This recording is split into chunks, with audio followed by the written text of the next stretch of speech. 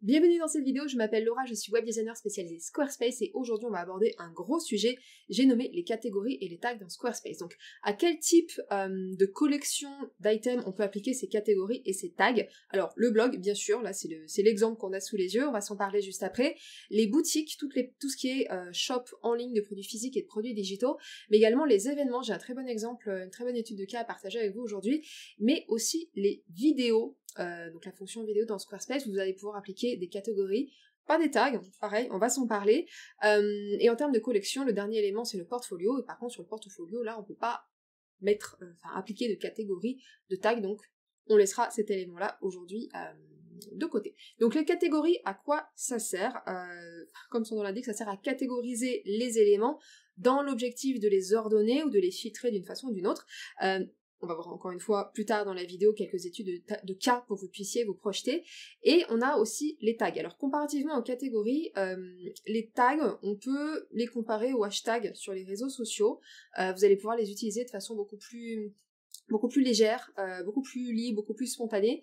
Et le but en fait c'est principalement d'améliorer votre SEO, mais aussi de créer du maillage interne sur votre site internet. Donc c'est pareil, on verra quelques exemples plus tard dans la vidéo. Donc on va commencer avec la partie blog. Déjà ce qu'il faut comprendre par rapport aux tags et aux catégories sur le blog, c'est que vous allez les créer d'un côté et les supprimer et les modifier de l'autre. Ne me demandez pas pourquoi c'est comme ça, je ne sais pas, voilà, c'est comme ça que ça fonctionne. Donc on va déjà venir regarder un petit peu, là sur notre page de blog, je vais agrandir ici, pour voir comment ça se présente. Donc on a tous nos articles, et on voit que au-dessus de nos titres, on a donc la date, certes, mais on a ici une catégorie, d'accord? Donc quand on descend un petit peu, voilà, Hakone, Kyoto, et ce qu'il faut savoir, c'est qu'on peut appliquer différentes catégories, différents tags à un même article, comme par ici, on a à la fois Kyoto et Hakone, c'est pour l'exemple, hein. C'est pas très logique dans ce contexte-là, mais on s'est compris. Par contre, on voit que là, sur le premier article, visite au parc Odin de Nara, on n'a pas de catégorie. Donc c'est ce qu'on va venir en faire en premier, on va venir créer une catégorie et on va venir l'appliquer à cet article de blog. Donc je vais revenir ici. Donc je suis dans la partie blog, ok, donc j'ai tous mes articles là sur la gauche. Donc on va d'abord venir créer la catégorie. Alors, je vais cliquer sur les trois petits points de l'article, paramètres, et ici dans options, j'ai tag et catégorie. Donc je vais commencer par la catégorie, je vais cliquer sur catégorie, il y a une fois qu'il n'y a pas de catégorie appliquée, donc je vais venir en créer une et je vais créer la catégorie Nara, avec mon superbe accent français. Et je vais cliquer sur retour, juste m'assurer que c'est bien ok, c'est pas ok, on va faire entrer, voilà, là c'est bon, c'est enregistré. Donc on a bien notre catégorie Nara, qui a été créée et appliquée en même temps. Et c'est tout. Ok, là maintenant si je clique sur retour, je pourrais aussi, pourquoi pas, ajouter des tags. Alors les tags, on a dit, voilà, ça s'utilisait de façon beaucoup plus légère, beaucoup plus spontanée. Donc on pourrait mettre, par exemple, si on veut travailler notre SEO, on pourrait mettre par exemple Kanagawa, parce que j'ai créé Kanagawa, comme ça. Donc j'ai écrit et j'ai fait entrer sur mon clavier, on pourrait mettre nature, voilà, après c'est à vous de voir en fonction de votre contenu, de ce qui est logique pour vous, du travail que vous voulez faire en termes de référencement SEO, etc. Mais voilà, on voit qu'on peut appliquer comme ça tout simplement des tags. N'oubliez pas de cliquer sur enregistrer, très important. Donc maintenant, quand je clique sur mon article, ça veut bien charger, on va cliquer directement dans le panneau à gauche, hein, visite au parc Odin, et que je descends un petit peu, j'ai bien ici mes tags qui apparaissent, d'accord, et je vous montrerai après comment faire apparaître les catégories dans les articles, parce qu'on voit que ça n'apparaît pas. Par contre, si je reviens sur ma page de blog générale, avec tous les articles, c'est là, cette fois-ci, on a bien notre tag catégorie qui est là. Donc maintenant, si je veux modifier une catégorie, les supprimer, etc., je vais aller ailleurs. Je vais aller toujours dans mon panneau à gauche, sur la petite roue crantée, et bon, on a voilà tous les paramètres du blog, et quand je clique sur avancer, j'ai ici gérer les catégories et gérer les tags. Donc quand je clique par exemple sur les catégories, c'est là où je vais pouvoir du coup, en cliquant dessus, modifier ou supprimer, d'accord? Pareil, si je clique sur gérer les tags, j'ai ici tous les tags que j'ai utilisés. J'en ai utilisé que 2 pour le moment, mais bon voilà, on pourrait en avoir une pelletée. Là je n'ai que Kanagawa et nature. Et c'est pareil, je pourrais cliquer dessus, modifier, supprimer, etc.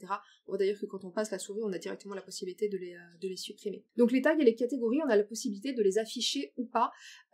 Sur la page générale de blog, on va commencer par là. Quand je clique sur modifier, et que je clique sur modifier la section, je descends un petit peu, donc on a tous les paramètres voilà, du blog. Quand on descend, on a ici métadonnées, et c'est là on va pouvoir choisir, hop là, d'afficher ou pas les métadonnées, dont les catégories. Donc métadonnées, ce sont toutes ces données liées à un article de blog, donc la catégorie, là où les catégories, les tags, la date, l'auteur, etc. Donc là on voit qu'on a choisi d'afficher les catégories. Je pourrais en mettre mettre aucune métadonnée. Je trouve quand même que sur un blog, la page générale du blog, c'est quand même mieux, je trouve, d'avoir les catégories, mais encore une fois, ça dépend de vous, de votre stratégie, etc. Donc on peut choisir les afficher ici ou pas. Je vais cliquer sur terminer, et dans les articles de blog, on va cliquer sur la visite du parc Odin, je clique à nouveau sur modifier, c'est pareil, j'ai la possibilité de cliquer sur modifier la section, et de venir ici afficher ou pas les catégories. Ok, donc là on voit que la catégorie s'est mise ici en petit. On voit que j'ai d'autres métadonnées, comme le nom de l'auteur, le profil de l'auteur, etc. Et ici je pourrais choisir position des métadonnées, ce que je veux mettre au-dessus du titre, en dessous du titre, etc. etc. Donc voilà, encore une fois, vous n'êtes pas obligé, c'est pareil, la date, vous n'êtes pas obligé. J'anticipe la question, vous pouvez changer la taille de la police, etc. dans vos paramètres de design. On va pas voir ça aujourd'hui parce que c'est pas le sujet de la vidéo. Mais voilà, si vous voulez aller un peu plus loin, vous pouvez aller dans les options de design. Donc on va prendre maintenant l'exemple d'une boutique en ligne. Je vous explique pas le concept de la boutique en ligne, je pense que ça c'est clair pour tout le monde. Mais ici du coup les catégories elles ont une importance, sont vraiment importantes puisque c'est ce qui va nous permettre du coup de classer nos produits dans les différentes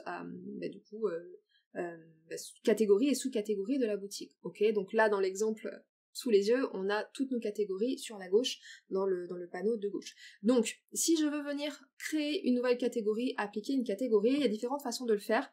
Je vais passer par ici, d'abord je vais cliquer donc sur la boutique, et j'ai ici ma petite roue crantée, qui va me permettre d'accéder à mes paramètres et notamment les catégories. Ne me demandez pas pourquoi est-ce qu'on arrive directement dessus, je ne sais pas.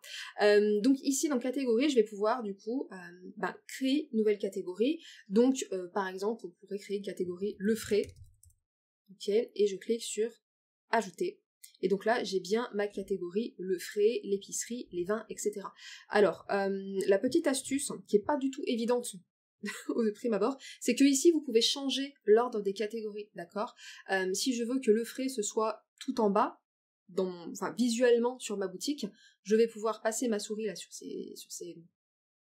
cette icône, ok, et glisser, et la faire glisser en bas, oui, ça veut bien y aller, hop là, comme ça. Donc ça charge, donc là on voit bien que le frais est maintenant passé en dessous. Si je veux modifier, supprimer une catégorie, pareil, je passe ma souris sur la catégorie en question, je clique sur les 3 petits points, et là j'ai modifié, j'ai aussi ajouté, et j'ai supprimé, d'accord. À noter qu'on peut ajouter aussi des sous-catégories, très important, donc là par exemple, si je veux créer une sous-catégorie, ajouter, donc il me l'a mise comme ça en vrac, imaginons je veux mettre une sous-catégorie dans épicerie, je clique pareil à nouveau, et cette fois au lieu de sélectionner, vous voyez là, il y a la ligne noire, je vais carrément le mettre dans la catégorie épicerie. Et donc là, on voit que épicerie, j'ai bien ma sous-catégorie qui est là. Ok. Donc, maintenant on va voir comment est-ce qu'on va les appliquer aux produits. Donc je sors, je clique sur fermer. Donc on va directement passer sur une fiche produit, ce sera plus rapide. Donc je vais cliquer sur les 3 petits points, modifier. Donc là je suis sur ma fiche produit, j'ai bien ici le nom du produit, description, ok, la photo, trop bien. Et quand je descends, ici dans organisation, j'ai les catégories et j'ai les tags. Donc c'est là où vous allez pouvoir du coup attribuer une catégorie à vos produits. Donc je peux très bien cliquer sur la flèche là et décider d'ajouter ou d'enlever une catégorie. Donc si je veux par exemple le mettre dans le frais, je pourrais cliquer. Donc j'ai bien 2 catégories sélectionnées. Je peux aussi d'ici d'ailleurs ajouter, modifier, supprimer, etc. Je vais décocher ça pour ne pas faire de bêtises. C'est pareil, on a aussi ici les tags. Alors, les tags sur la boutique, franchement, j'en vois pas spécialement l'intérêt, dans la mesure où, comme c'est indiqué ici, les tags n'apparaissent pas dans votre boutique. Si vous voulez commencer à créer du maillage interne sur votre boutique, etc., moi ce que je vous conseille d'utiliser, c'est plutôt la fonction ici, produit associé. Produit associé, en fait, ça vous permet de créer un bandeau en dessous de vos fiches produits qui vont pouvoir envoyer les personnes vers des produits, typiquement on est sur la fiche produit d'un vin rouge, vous voulez renvoyer votre visiteur vers d'autres vins rouges, et là vous pouvez mettre produit associé et renvoyer les personnes vers les autres articles de vin rouge. Voilà, ce genre de choses, plutôt que d'utiliser les tags, qui je trouve dans le cas d'une boutique, servent pas à grand chose.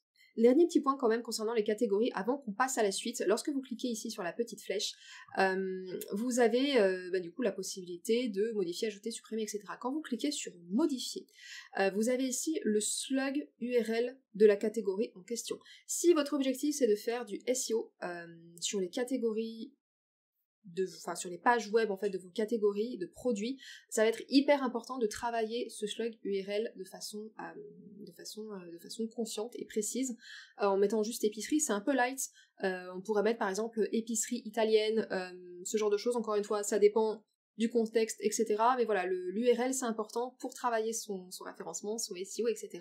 Donc ne l'oubliez pas, c'est un détail qui n'en est pas un. Et pour conclure sur la partie boutique, en termes de design, là, dans notre exemple, on voit que toutes nos catégories, elles sont sur la gauche. En natif, vous avez deux options. J'ai cliqué sur modifier, on va aller voir ça tout de suite.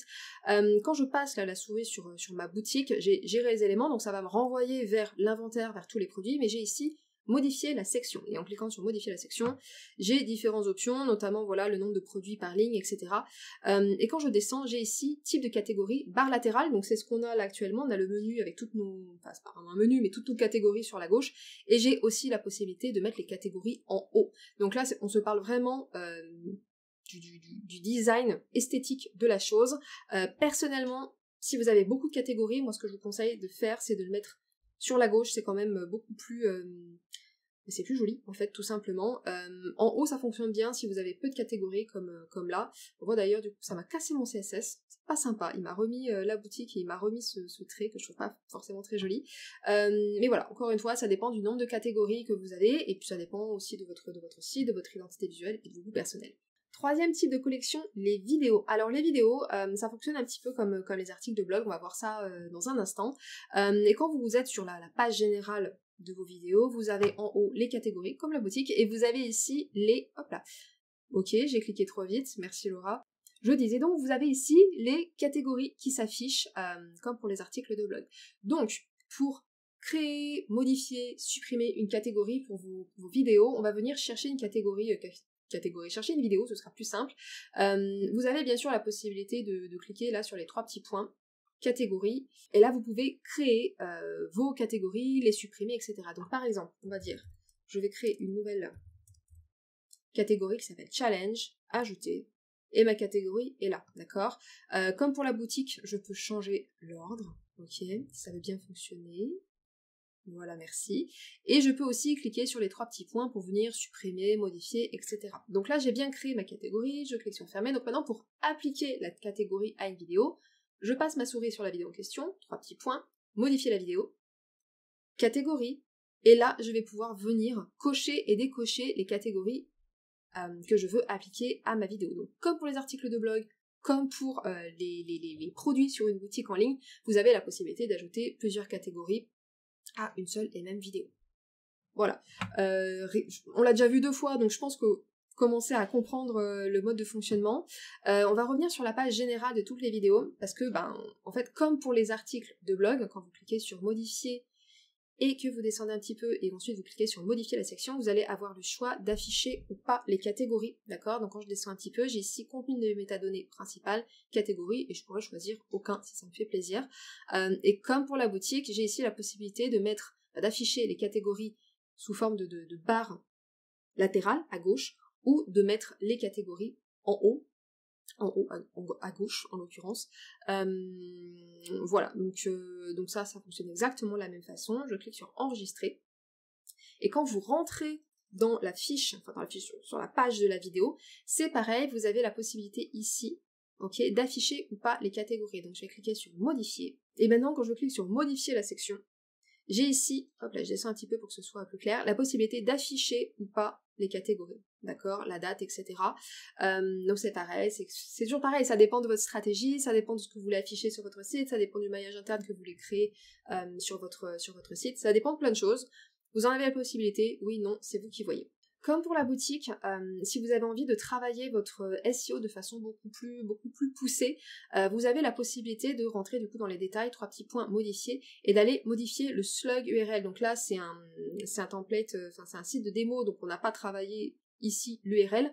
Mais voilà, par exemple, là, pour un challenge de yoga ou pour un cours en ligne gratuit de yoga, on pourrait mettre yoga pour débutants, avec le type de yoga, je sais pas moi, Ashtanga yoga ou méditation pleine conscience ou ce que vous voulez. Mais voilà, travailler ce point-là, comme pour la boutique, c'est important pour encore une fois, toujours améliorer votre référencement, travailler votre SEO et améliorer le référencement de vos pages sur votre site internet. Je l'ai dit tout à l'heure, mais je le répète, pour les vidéos, vous ne pouvez pas appliquer de tags, seulement des catégories. Peut-être qu'à terme, on pourra rajouter des tags. En toute sincérité, je suis pas sûre de voir vraiment l'intérêt des tags sur les vidéos, c'est un petit peu comme les produits. Je suis pas sûre de voir quel serait l'intérêt de la chose. Pourquoi pas, on verra ce que Squarespace nous réserve. Et dernier type de collection, pour cet exemple-là, on va partir d'un projet client avec leur aimable autorisation. On va s'intéresser aux événements, donc on est là sur une billetterie, ok, avec tous les événements des ateliers à venir. Et comme pour les articles de blog, vous allez créer vos catégories d'un côté et les modifier, les supprimer de l'autre. Encore une fois, on ne sait pas pourquoi ça fonctionne comme ça, mais c'est comme ça. Donc, on a tous nos événements qui sont déjà préparés, prêts, etc. Quand on descend dans la billetterie, ils sont tous là. Et pour créer un nouveau type d'événement, donc une nouvelle catégorie, on va passer par un événement en tant que tel. Donc je passe la souris sur l'événement, je clique sur les 3 petits points, paramètres, et j'ai ici, dans options, les tags et les catégories. Je vais y arriver. Je reviendrai après sur les tags parce que dans cet exemple-là, on s'en est servi de façon assez poussée. Donc, les catégories, on voit qu'il y a déjà une catégorie qui a été attribuée ici, atelier et concert percussion. Si je veux créer une nouvelle catégorie, comme avec les articles de blog, imaginons méditation, ok. Je vais pas tout casser leur système, donc je vais pas cliquer sur entrée, mais là, pas taper sur entrée, mais là je pourrais taper sur entrée pour créer la catégorie et l'attribuer à cet événement, d'accord? Donc là, je n'ai rien faire du tout. Mais si, je pense que vous avez commencé à comprendre comment ça fonctionne. Si je veux créer une catégorie, c'est exactement comme sur un blog. Pareil pour les tags, ok? Donc là, on a appliqué le tag enfant pour cet atelier de percussion. On pourrait rajouter ici d'autres tags. Je ne vais pas le faire, encore une fois, parce que je ne veux pas tout casser, ça fonctionne exactement comme pour le blog. Et quand je ferme, maintenant si je veux modifier, supprimer les catégories, etc., je vais cliquer sur la petite roue crantée, hop là, avancer, et j'ai ici gérer les catégories, gérer les tags, donc je peux cliquer sur les catégories par exemple, et ensuite cliquer dessus et cliquer sur modifier ou supprimer, d'accord? Pourquoi est-ce que je m'amuse pas à faire des modifications en direct live? Parce que sinon ça va venir impacter les filtres, et ce n'est pas ce que je veux faire pour mes clients, ok? Donc quand on descend un petit peu, on voit que ici dans cet exemple-là, ça nous amène du coup à notre première étude de cas. On voit dans cet exemple-là que on a un filtre qui a été appliqué, je vais mettre en grand comme ça, avec ici les événements qui sont donc, on se rappelle, des catégories, d'accord? Donc les ateliers et concerts d'un côté et les voyages sonores de l'autre, et on a ici notre public qui sont en fait nos tags, ok, enfants et adultes. Et là c'est un cas hyper intéressant parce que dans ce projet-là, on a utilisé les catégories et les tags pour pouvoir appliquer un filtre sur nos événements. Donc aujourd'hui, si je clique sur voyage sonore, il va me mettre les prochains voyages sonores en avril, en mai, etc. D'accord? Alors que si je clique sur ateliers et concerts, j'ai tous les ateliers et concerts. Ok?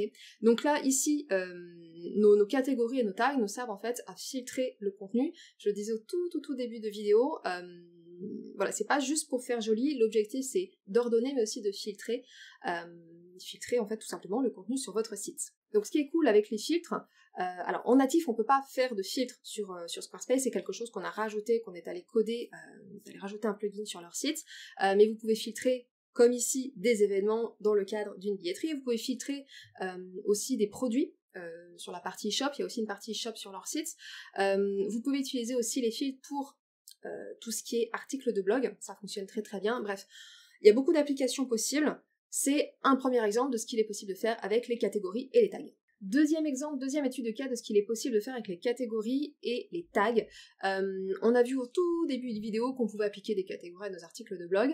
Et ce qui est super chouette, c'est que du coup, on va pouvoir se servir de ces catégories-là pour créer des carousels filtrés sur une catégorie ou une autre. Donc là, typiquement, on a notre article de blog, 3 jours à Hakone, et quand on descend, plus d'articles sur Hakone, et on a également les articles qui ont été tagués, qui ont été catégorisés plutôt Hakone, donc les meilleurs onsen du Japon, circuit autour du lac Ashi, et on a derrière à nouveau l'article sur 3 jours à Hakone, Mon CSS n'a pas marché sur cet exemple, merci, c'est toujours comme ça. Et ici, Shinto et tradition au Japon, d'accord? Donc il existe une vidéo sur la chaîne, je vous mettrai le lien en description, je vous mettrai aussi quelque part par là, où je vous montre étape par étape comment recréer ce type de carrousel sur votre site à vous, sans coder, ok, tout est une question de configuration de votre blog et de vos articles, et donc là on se sert en fait concrètement des catégories pour créer ce type de carrousel sur vos articles.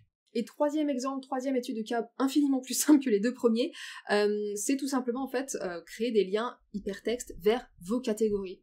Aussi simplement que ça. Donc là, sur ce template-là, qui est un template dédié au blogging, on est parti sur un exemple d'une blogueuse et d'une photographe. Donc quand on descend dans le pied de page, on a ici toutes les destinations, en fait, hop là, toutes les destinations possibles. Donc Paris, Normandie, Provence, Lyon, Bretagne, etc. Et quand on regarde, c'est peut-être un peu petit, je l'agrandirai, mais quand on regarde, en fait, chaque lien renvoie vers la catégorie, d'accord? Donc en fait, une catégorie a un slug URL, on l'a vu plusieurs fois dans la vidéo, mais là en l'occurrence le slug URL est /blog/catégorie en anglais / ici en l'occurrence Paris. Faites attention, c'est sensible à la casse, donc si vous écrivez Paris avec une majuscule, dans votre URL ce sera Paris avec une majuscule, d'accord? Donc là si je clique maintenant sur Paris, je vais être renvoyé vers tous les articles de blog qui traitent de Paris spécifiquement. Je vais être envoyé vers la catégorie Paris. Donc là, on voit, ok, les plus grosses potes à Instagram. Il n'y a qu'un seul article sur Paris, mais bref. Donc voilà, par exemple, Provence, Normandie, ça fonctionne exactement pareil. On pourrait cliquer sur Normandie, et pareil, on est renvoyé vers cet article-là de blog. Donc c'est infiniment plus simple. Donc concrètement, je vous montre quand même à quoi ça ressemble. Hop là, modifier. On descend un petit peu. Donc dans le pied de page, alors là pour cet exemple on est dans le pied de page, hein, mais ça fonctionne sur n'importe quelle autre partie de votre site. Quand je sélectionne le lien, en l'occurrence Paris, et que je clique ici sur le lien, hop, on voit qu'on a blog, catégorie, Paris, et on a fait il y a un lien d'ancrage aussi, donc ça vous pouvez choisir de l'ignorer ou pas. C'est pareil, il y a une vidéo qui a été une vidéo tutoriel qui a été créée sur comment justement créer ce type de lien d'ancrage, si ça vous intéresse. Pareil, je vous mets le lien dans la description, je vous mettrai le lien en direct sur la vidéo. Voilà, parenthèse fermée. Donc on peut se concentrer sur cette partie-là, ok, /blog, /catégorie, /Paris, et vous cliquez sur appliquer. Et c'est terminé. C'est beaucoup plus simple que les deux premiers exemples, hein, quand même. Si la vidéo vous a plu et vous a été utile, likez, abonnez-vous et pensez à récupérer dans la description votre checklist essentielle pour bien configurer dès le départ votre blog Squarespace. Et puis on se retrouve bientôt. Bye bye.